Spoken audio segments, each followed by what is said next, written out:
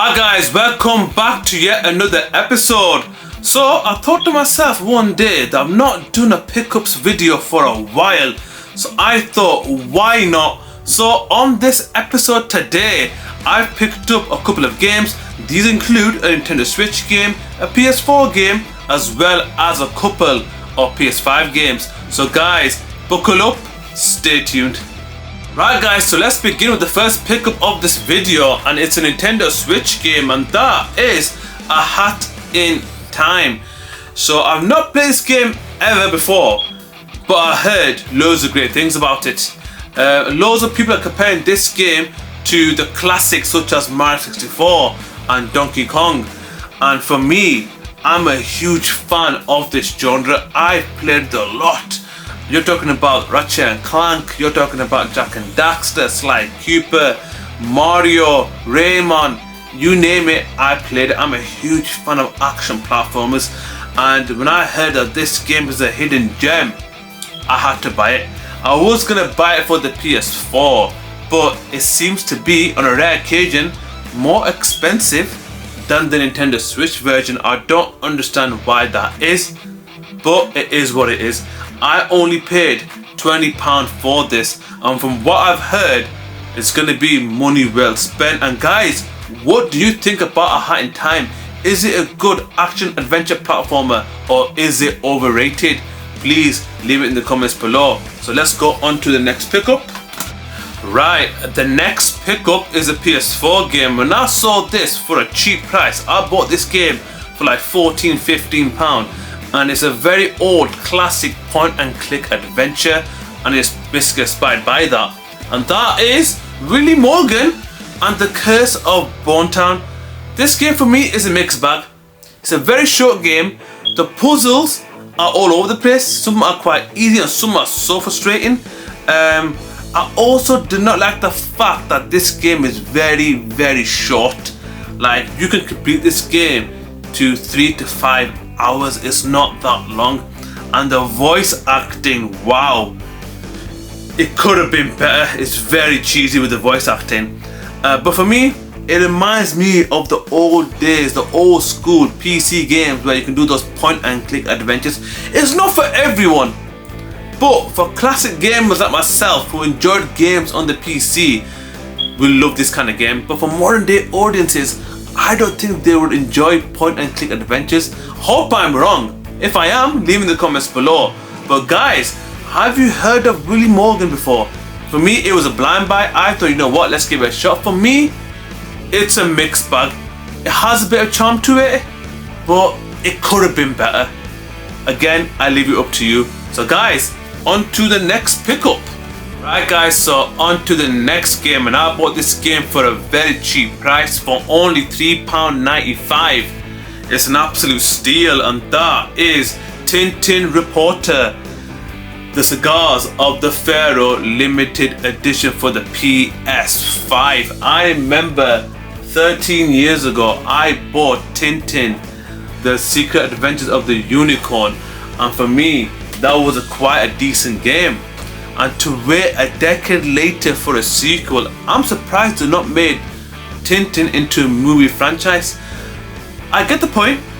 Tintin is very popular in Europe, as you know, especially in France and Belgium. However, he did not get success in North America and Japan, and in Europe he's a household name. I remember reading the comic books, and I've got to tell you, the Tintin comics are very controversial, especially in today's hindsight. So that might be the fact that Tintin is not promoted as often and not be put into video games regularly. However, we got Cigars of the Pharaoh. I read the comments, it is a mixed bag. People do like the fact that the game sticks to its roots with its comic book style.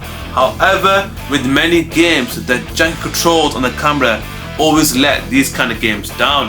But guys, Tintin, The Cigars of the Pharaoh, is it a decent game? Please let me know in the comments below. But can you believe it? Can you believe it? I only bought this game for £3.95. You don't see that often, especially for a sealed limited edition. For me, an amazing find and absolute worth it. So on to the next pickup. Right guys, just when I thought I got an amazing deal, I've got these 3 PS5 games for an amazing price. 3 sealed PS5 games for 30 quid, and that is for Resident Evil 2, Resident Evil 3 and Resident Evil Biohazard. So I bought this from when I saw that deal, I couldn't believe it. For that much, for 3 sealed PS5 games. Normally when you go to checks and other websites, these games are going for about 15 to 20 pound each, and that's just second hand. But imagine getting them sealed for 30 quid. For me, that's an absolute bargain. And upon the release of Resident Evil 9 Requiem, which is a game that's definitely on my list, is a bargain. So again, I've never played Resident Evil 7 Biohazard. However, I've played 2. I've got the PS4 version for 2, so the Resident Evil 2 with the PS5 is gonna remain sealed for that occasion. However, I've got to play Resident Evil 3 and Biohazard. And guys, upon the release of Resident Evil 9, is that game worth it? Because I'm very interested. Resident Evil is a series that I've been on and off with, and it's a series that I really want to get into, and it's the best time to get into the series is now. So I played the original and I played 2. I'm gonna try to replay 2 again to get another trophy for it, and 3 and Biohazard are definitely on my backlog. But again guys, 3 games for 30 quid, I could not say no to it. So guys, what do you think of this deal? 3 PS5 games sealed for 30 quid. Absolute bargain. And for me, for the games that we're getting, 3 amazing Resident Evil games, especially 2 and 3 remake, is a must buy for any Resident Evil fan. So guys, on to the final pickup of this video.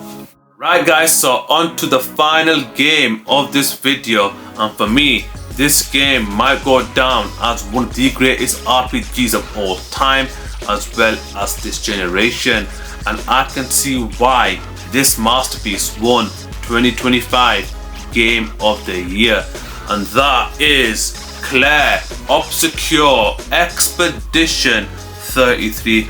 This game's phenomenal. Art, masterpiece, perfection, in my opinion, perfection. When I start playing this game, keep in mind that I am not a turn-based RPG guy. I love my action RPGs. But when I saw huge praise and critical acclaim that this game was getting, I thought, you know what? Let me give this game a go. I was literally blown away. I couldn't believe what I was playing. The art, the design, the hub world, the Claire world that links to all the other worlds, SK, it's just brilliant. And the story as well is engaging. I'm gonna keep brief. I'm not gonna spoil it for anyone, but the story is quite simple. So the main character, in my opinion, at the moment is the paintress. So the paintress every year puts up a number, and anyone with the age of that number gets erased. And before they get erased, some of them are sent on an expedition to either defeat the paintress or leave information behind for the next expedition to let them know what's going to happen or what to do to get to the paintress. So for this year, it's Expedition 33. So, but again, the story is quite complicated, but once it gets going, it is engaging, man. However, for me, the way that the enemies are designed, some are funny, but some look amazing, and the difficulty spike. I was thinking at the first it's quite easy, but then the difficulty just shoot up. So I had to keep going around levels to level up my characters. You have to learn this game, especially the bar system. You can parry, you can dodge, as well as implementing pictos, upgrading your weapons, as well as using skills for the right enemy. So again, if I had to nitpick, the bar system is a bit complicated, but once you get used to it, you understand how to play this game properly. And for me, this game will definitely be up there with the greatest of all time. When we look back, think about it, when we look back in 10-20 years time, and when we think about Claire Obscure Expedition 33, we will say, you know what, that RPG was an amazing game. It was phenomenal. Some say this game might be overrated. I understand that. Again, it wasn't made by AAA developers. It was made by indie developers, and they just put their heart and soul. This is what I want. I'd rather have developers put heart and soul into a game rather than putting all their efforts into graphics. This is how games should be made, and this is why I say and will defend the fact that this game is a masterpiece. If you disagree, leave in the comments below. And guys, Claire Obscure Expedition 33, what do you think? Is it a masterpiece? Do you disagree? Leave it in the comments below. So guys, what a way to go. So those are my latest pickups, and when I count my PS5 games, I've got now 50 PS5 games, all physical. And you know me, I despise digital games, and I think that this might be one of the last eras that I will have physical game. I think PS6 will be mostly digital, and on the rare occasion we will get a physical game. So guys, I hope you enjoyed the video, I hope you enjoyed the pickups. Anyways guys, until next time.